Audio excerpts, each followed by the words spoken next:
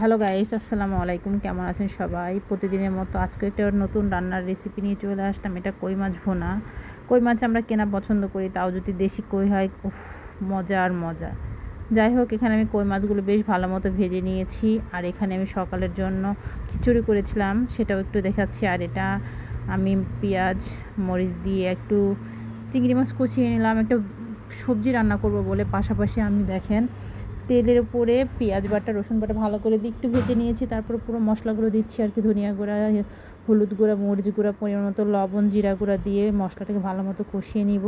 একটু পানি দিয়ে আমি ভালো মতো কষিয়ে নিব যাতে না পুড়ে যায়। অবশ্যই আপনার এই পানিটা দিবেন, না হলে মশলাটা ভালো মতো কষবে না, মশলাটা পুড়ে যাবে, খাবারের টেস্টটা নষ্ট হয়ে যাবে। তারপর আমি বেশ পরিমাণ মতো পানি দিয়ে দিচ্ছি। পানিটা ফুটে উঠলে আমি মাছগুলো ছেড়ে দেবো।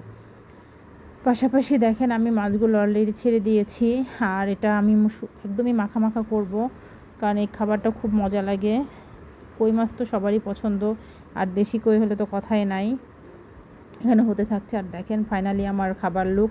অলরেডি মাছ শেষ হয়ে গিয়েছে, আমি ভিডিওটা নিতে পারি নাই। সবার কেমন লাগলো আমার এই ছোট্ট রান্নাটা সবাই জানাবেন, সবাই দোয়া রাখবেন, ভালো থাকবেন। আসসালামু আলাইকুম।